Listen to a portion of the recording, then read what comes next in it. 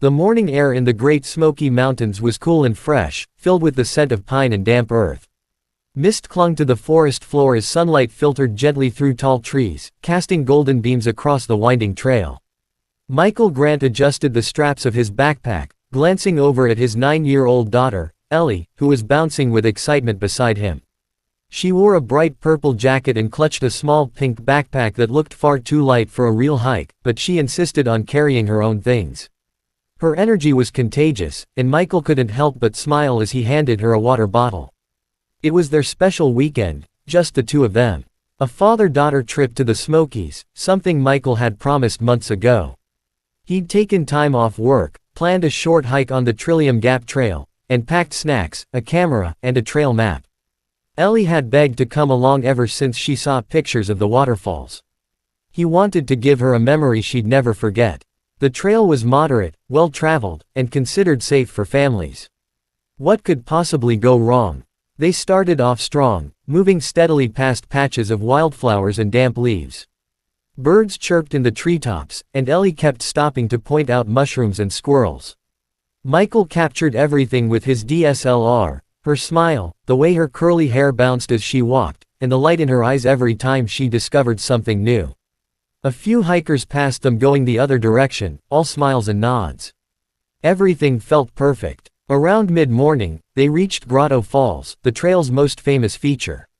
Water tumbled down mossy rocks into a crystal-clear pool. Ellie squealed and ran toward the edge, dipping her fingers in the chilly water. Michael set up the tripod to take a few photos. A park ranger passed by and noted their presence in his daily log, the last official record of their hike. They rested there, shared sandwiches, and talked about camping trips they could take in the future. Ellie wanted to see bears. Michael promised she'd get the chance, someday. After lunch, Ellie asked if they could explore a little further. Michael checked his watch. They had time, plenty of daylight left. They continued past the falls, deeper into the trail. It was quieter now, fewer people, fewer sounds of the outside world. The forest felt thicker, the trail narrower. Then they noticed a faint side path, nearly hidden beneath the brush. It wasn't marked on the map. Michael hesitated, studying it. Ellie tugged his sleeve and asked if it led to something cool. Maybe another waterfall. Just a quick detour, he thought. They stepped off the main trail. The path was soft with moss and fallen leaves. As they walked, the forest grew darker, denser. Sunlight barely reached the ground. The sounds of other hikers faded behind them. Ellie walked closer to her father, her hand finding his.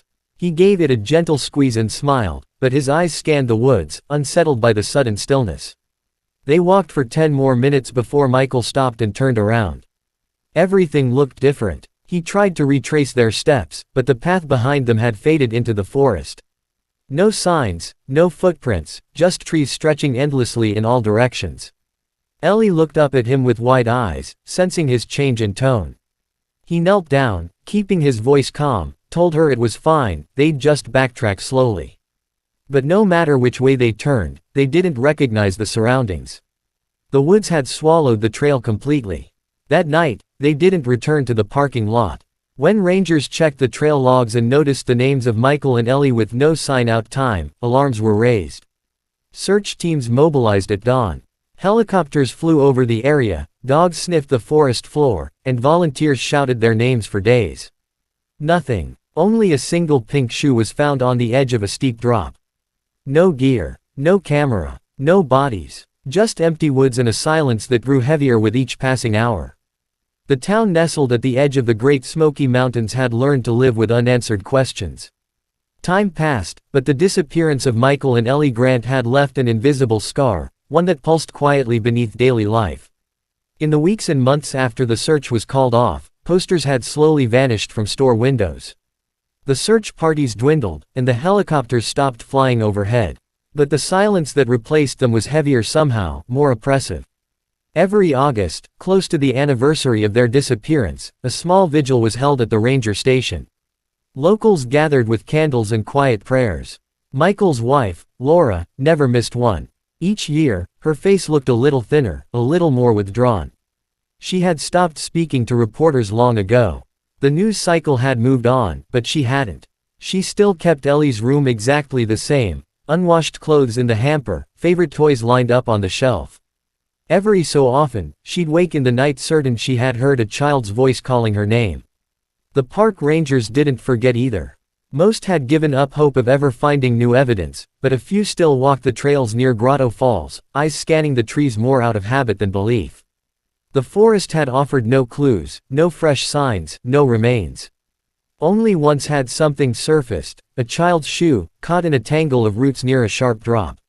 But even that had seemed out of place, as if the forest had decided to return a piece of the mystery just to tease them. Locals told their own stories. Some swore they'd heard screams in the woods late at night. Others talked about strange shapes in the mist or lights deeper in the forest where no trail led. Most dismissed them as tall tales, fueled by whiskey and imagination. But even those who scoffed tended to lock their doors early and warned tourists not to wander off the marked paths. The online world had its theories too. Forums dedicated to true crime, disappearances, and wilderness mysteries kept the case alive in their own way. Users posted, "The forest was quiet except for the occasional rustle of leaves underfoot and the distant call of a woodpecker." Two college students, Amy and Logan, were deep into an off-trail hike in a lesser-known region of the Smokies, far from the marked paths and weekend tourists. They were photography majors, chasing light and texture for their senior projects. Amy had found the location through an old blog post about hidden spots in the national park. The area was rugged, with jagged rocks and thick undergrowth, but that was exactly what made it exciting. This was the kind of raw, untouched wilderness that could give their work something different. As they climbed a steep ridge, Logan paused to catch his breath, wiping sweat from his brow. The slope was rough and covered in loose rock. Amy was already ahead, crouched near a rocky crevice that cut into the cliffside like a dark scar. She called out, her voice echoing off the stone. "Hey, there's something down here." Logan scrambled over, curious. At first, it just looked like a pile of fallen branches jammed into the narrow crack, but as Amy leaned in, she saw something glinting faintly in the dim light. She reached in carefully, brushing away dirt and moss. Her fingers closed around something metallic. With a grunt, she tugged it free. It was a camera, an old DSLR, scratched and dented, the lens cracked but still attached. Dirt was packed into the corners, and a thin layer of rust had begun to spread across the metal casing. It looked like it had been wedged in there for a long time. "What the hell?" Logan muttered, taking it from her and turning it over. "This thing's ancient." Amy frowned, brushing at the grime. Why would a camera be stuck in a crevice like that? Someone must have dropped it. Or, maybe it fell. They sat there for a moment, staring at the object in silence. It felt heavy in Logan's hands, not just physically, but in some unspoken way. Like it had a story to tell. Back at their cabin that night, they plugged the camera into Amy's laptop, not expecting much. The battery was long dead, but the memory card was still intact. With a few clicks, the folder opened. Dozens of thumbnails loaded across the screen. Amy leaned forward, her breath catching in her throat. "Wait, these are old." They began clicking through the images.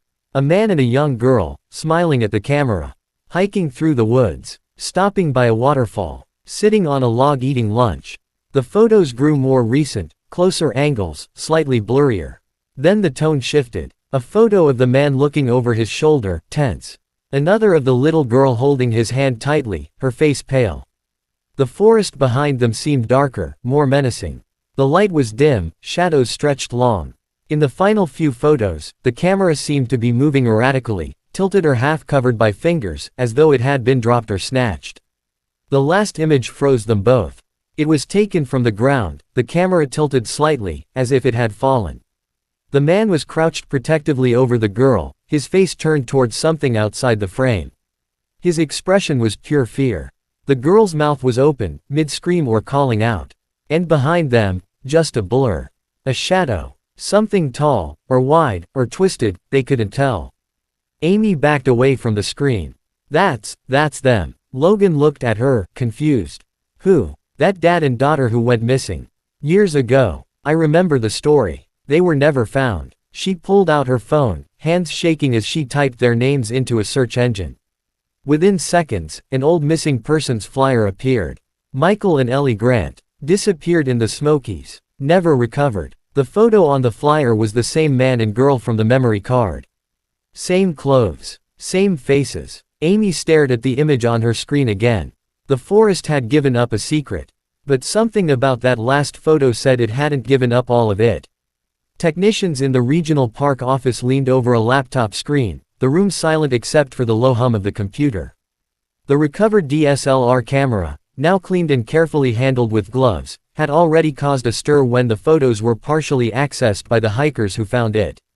Now, in the hands of investigators and forensic analysts, the images were being examined with care, frame by frame, as if the story they told might shift with each pixel. The first batch of photos were innocent, almost cheerful.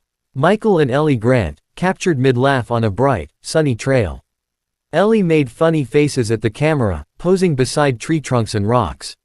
Michael had taken several shots of her kneeling beside a stream, pointing at frogs, skipping stones. It was clear they were enjoying their hike. But as the photos progressed, something changed. The smiles began to fade. The composition of the photos grew hurried, less deliberate. Some shots were blurry, others off-center, as though taken while moving. A close-up of Michael's face showed a tightness in his expression that hadn't been there before, lips slightly parted, eyes focused behind the lens. The timestamp on that photo showed it had been taken nearly 2 hours after they were last seen near Grotto Falls. Another image followed, Michael holding Ellie's hand, his other hand outstretched toward the camera as if gesturing, "Stay back," or "Go back." Ellie looked confused, almost frightened.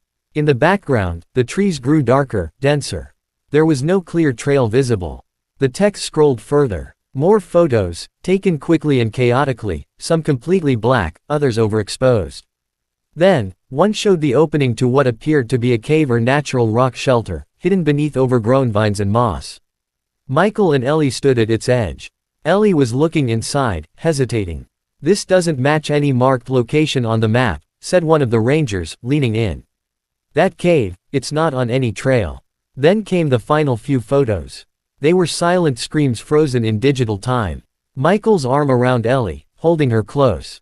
Her eyes wide with fear, face half lit by the faint glow of a flashlight. One image was tilted and caught the side of Michael's face, his mouth open as if shouting, and beyond him, only darkness. But it was the last photo that sent a chill through the room.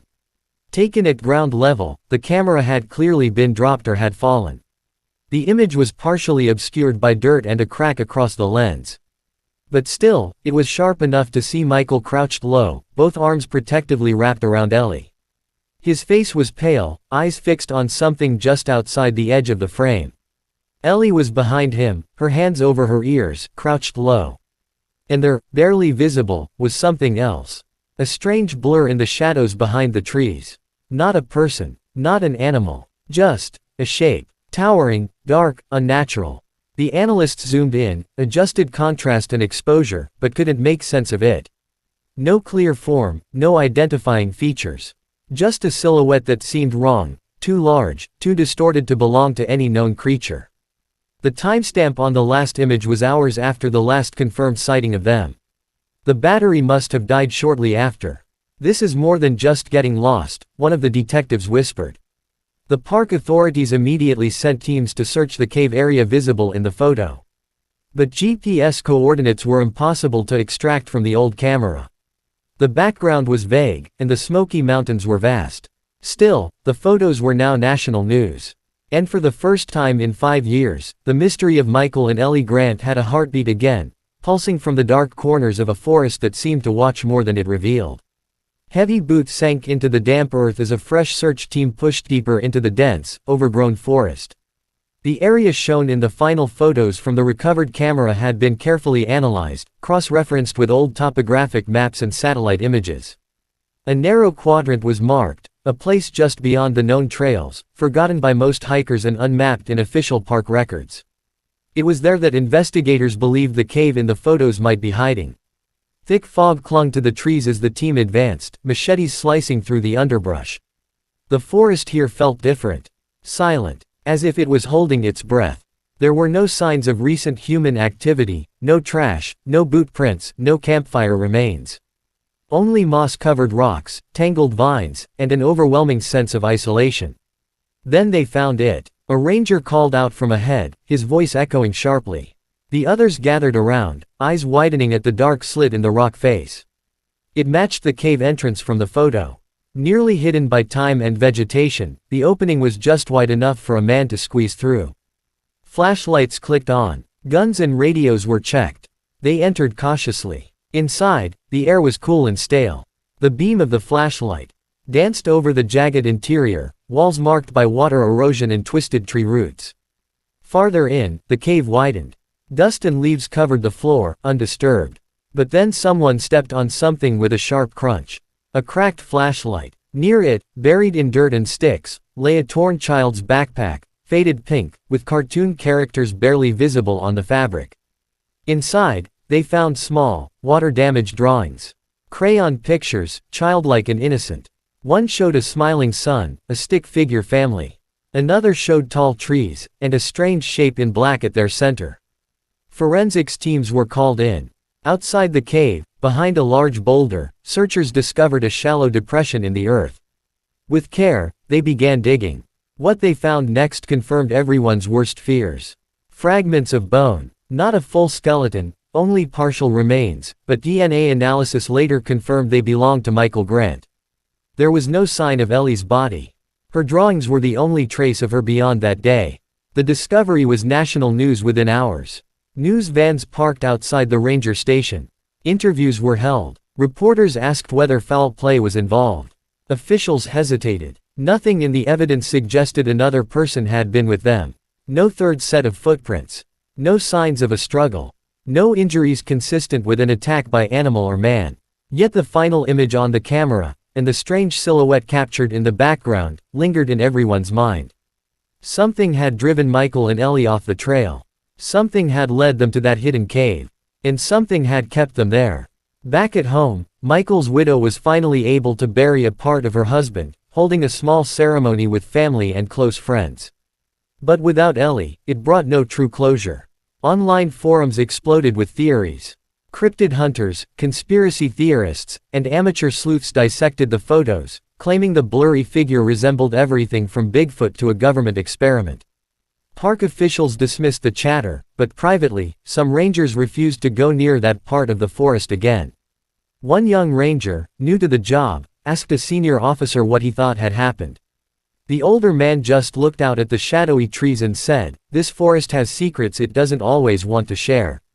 And somewhere, in the vast silence of the Smokies, a child's voice may have once cried out, lost in the wind, unanswered, and unheard.